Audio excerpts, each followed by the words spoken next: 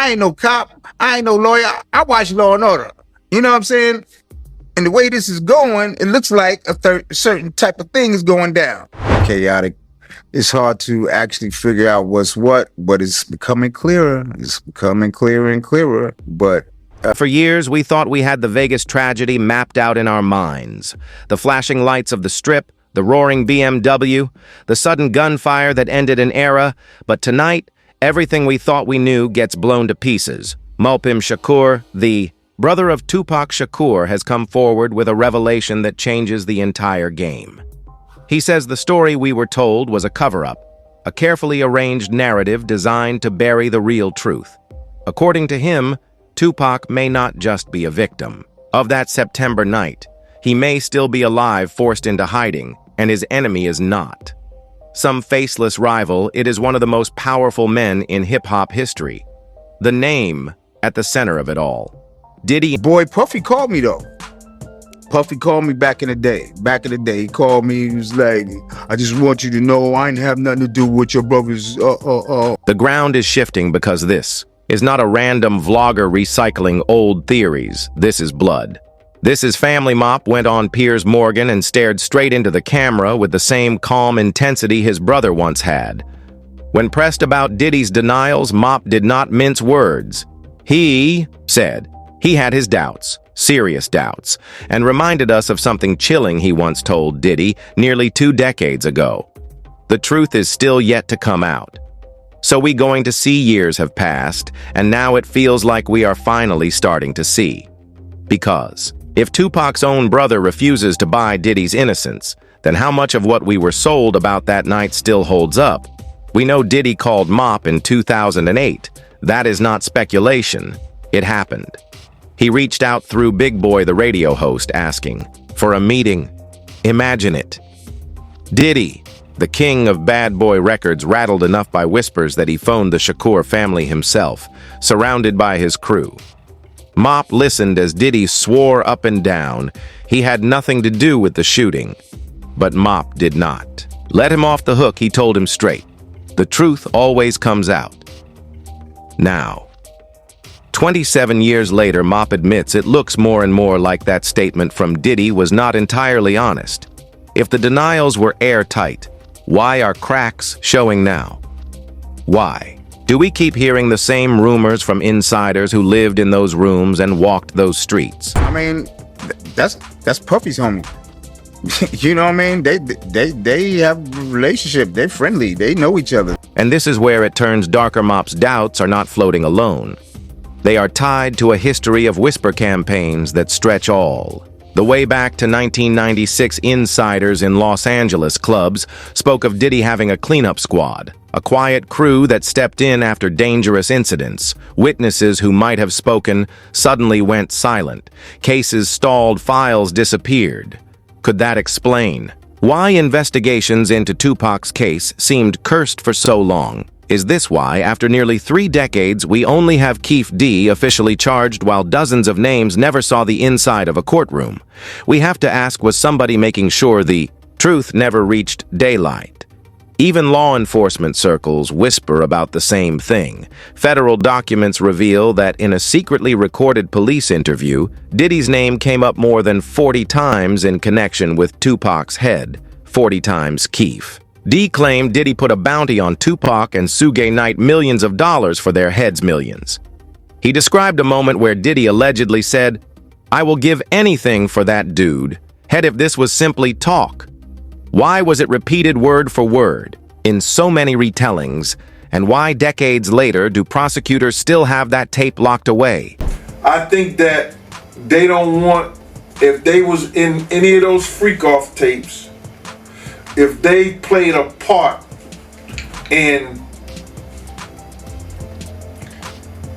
any of those Diddy sessions, they don't want it to get out to the general public to make up their... Meanwhile, Diddy's empire is collapsing under the weight of scandal. Arrested for racketeering, facing trial for trafficking and coercion, his name is now tied not just to wild parties, but to something much darker. And during the raids on his mansions, agents reportedly found files with the word Cuba stamped on them. That single word reignites the most persistent rumor of all, that Tupac staged his own exit and fled to the island where his aunt, Assata Shakur, has lived in exile for decades. Fans have long circulated stories of Tupac sightings in Havana.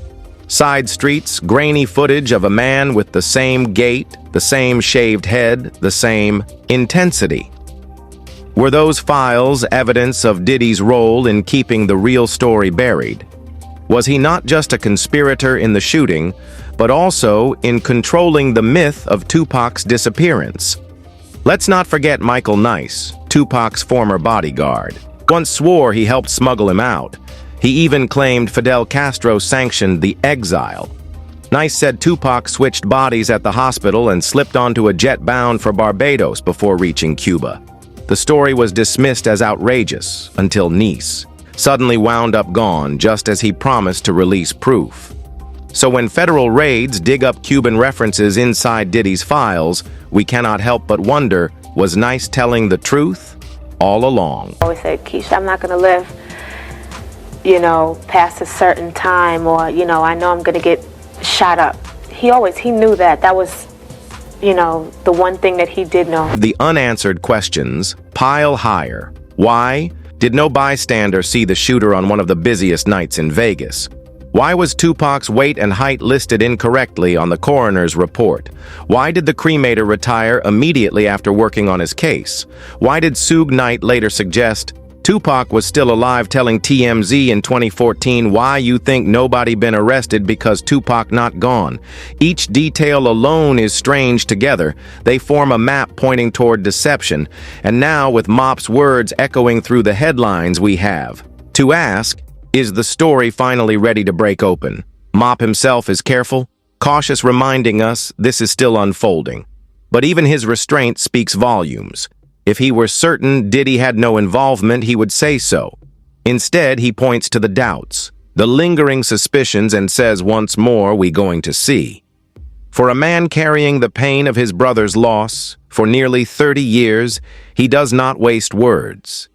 The time for lies is ending, and truth has claws, and those claws might just be coming. For Diddy, if that's part of the indictment, that's somewhat like a blackmail. He was blackmailing people to be in the freak-offs. So that's federal. That could be that's a federal charge. He can't blackmail people to say, yo, listen here, you did it once and you're gonna do it again. That ain't gonna make it with the government or nobody. Meanwhile, prosecutors in Diddy's trial are already struggling with missing witnesses. One alleged victim listed as victim, 3 has vanished, unreachable even by her lawyer. If this is how witnesses disappear in his current case, what might have happened back in 1996 when the stakes were even higher? Is this the modern echo of that same cleanup squad? Could the same tactics that silenced people around the Vegas shooting still be at play today? And that is where the Cuba theory refuses to go quietly every time new evidence surfaces. Every time another insider speaks, Havana's shadow looms over the story. Was Diddy shielding knowledge that Tupac lived on hidden away in the Caribbean? Did he profit in power and influence by ensuring the world believed Tupac was gone while he alone knew the truth? What could be so dangerous in those files that agents were combing through them during the raids? Now, I ain't trying to say that's some kind of conspiracy and maybe some other shit was going on or this, that, and the third. But brother, he had that conversation with K. Slade 2 weeks before he was murdered. And behind the glittering awards, platinum plaques, and after parties, Bad Boy Records is beginning to look less like a music label and more like a criminal syndicate. The stories pouring out now are darker than anything East versus West rivalry ever put on wax. We are talking about accusations of exploitation on a scale that turns the studio lights into interrogation lamps. Those infamous freak-off gatherings prosecutors describe were not just wild nights, they were staged marathons of controlled Diddy, allegedly forcing people into degrading encounters, filming them and then holding the tapes like weapons ad and human trafficking charges, racketeering counts, and whispers of silenced witnesses. And the image of Diddy as a charismatic mogul shifts into something closer to a kingpin running a secret society bad. Boy was not just dropping hits.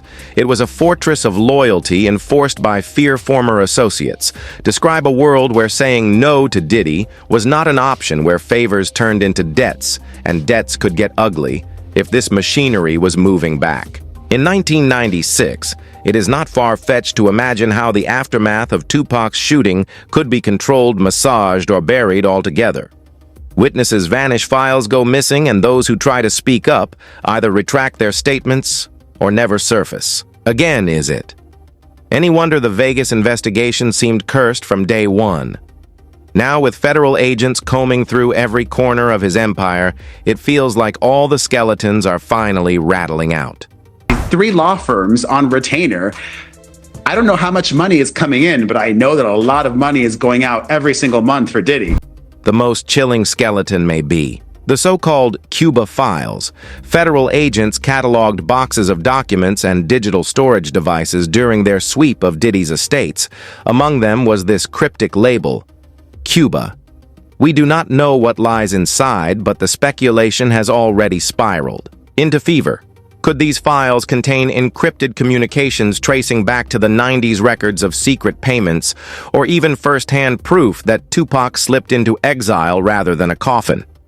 The very idea electrifies conspiracy watchers because it ties into decades of alleged sightings in Havana locals. In Old Havana have long claimed to see a man with Tupac's build moving quietly through the streets, ducking into side alleys or cafes before vanishing again. If Diddy kept a private cache of notes, images, or recordings referencing those sightings, it suggests not only awareness, but active involvement.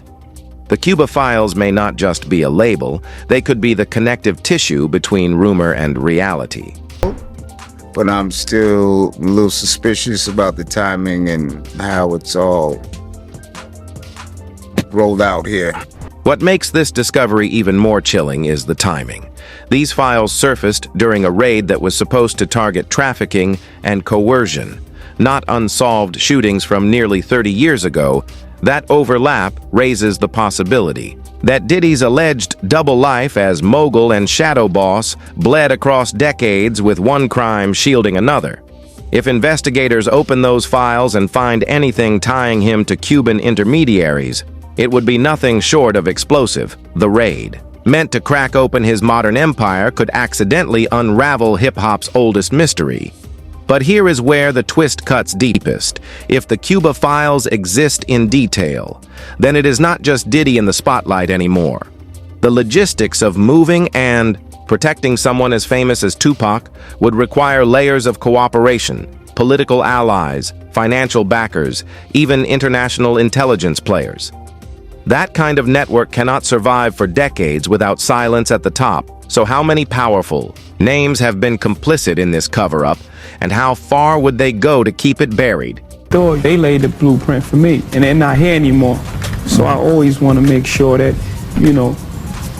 through me, you know what I'm saying, through all of us, so that. For the Shakur family, the existence of such files would be more than an answer. It would be a wound torn open.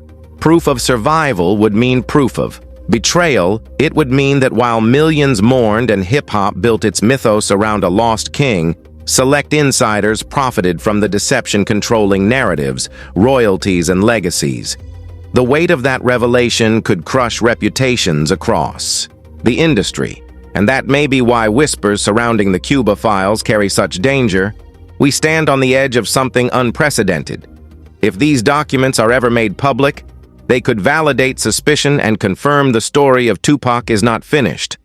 They could expose something darker, that his fate was sealed not just by a gun, but by an unholy alliance of moguls, politicians, and opportunists who saw his disappearance as useful.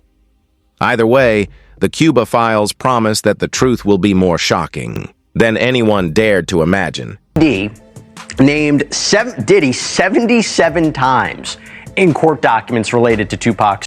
And then there is Suge. Knight love him or hate him. Suge is the one man who has seen both sides of this feud up close. He was behind the wheel the night Tupac was struck. He lived through the chaos and built his own empire with its own shadows. Now he sits behind bars, stripped of power, his legacy hanging by a thread. What does a man in his position have left? Revenge, redemption, a chance to finally control the narrative. One last time. Suge has teased the possibility for years, dropping comments like landmines in a 2014 interview. He said, flat out, Tupac was not gone. Why you think nobody been arrested? He asked, hinting authorities knew more than they let on. If Mop is firing the opening shots now, Suge might just have the ammunition to blow the case wide open. Imagine Suge testifying, laying out what really went down, or even confirming Tupac staged his exit. He would have every incentive to point the finger directly at Diddy. Could he have documents? Hidden tapes, first-hand knowledge? It is possible. And if so, the fallout would be nuclear. Suge has nothing to lose except the chance to be remembered as the man who brought the truth to light in. Not surprised. You know, we all know who he is and how we get down, so that don't surprise me. All of this converges on one terrifying possibility. What if the accusations are true? If federal prosecutors prove that Diddy was not just running shady parties, but a full-blown criminal enterprise, then every part of his past becomes fair game. The bounty claims the secret files, the whispered connections. To Tupac's disappearance, they could all be dragged into the courtroom spotlight. And if investigators stumble across even a shred of evidence connecting his empire to Tupac's fate, then hip-hop history will be rewritten in real time. The world would not just be watching a mogul fall. We would be watching one of the most powerful figures exposed as the man who may have tried to erase its brightest star picture. It headlines screaming that Tupac was alive, that he fled to Cuba under threat. From Diddy. The shockwaves would not just shake the industry, they would shatter. Trust in everything we thought we knew about the golden age of rap. Every denial, every interview, every award show moment would be rewatched with suspicion. And the question, haunting all of us, is simple. How far was Diddy willing to go to silence the truth in? It sort of seems like, you know, they're trying to minimalize it to just gang shit. So we are left dangling on the edge of a revelation. If Mop's words were the opening crack, if Suge still holds the dynamite, and if federal prosecutors keep pulling threads, we may finally watch the tapestry unravel. If Tupac is alive, and if Diddy orchestrated a deception to keep it buried, this scandal could topple the last illusions of hip-hop royalty. What do you believe? Was Tupac truly lost on the Vegas Strip? Or has he been living in exile while Diddy built an empire on his disappearance? Drop your thoughts in the comments, because this mystery may finally be unraveling before our eyes. Until next time, stay sharp, stay curious, and remember, truth always finds a way to surface no matter how deep you try to bury it.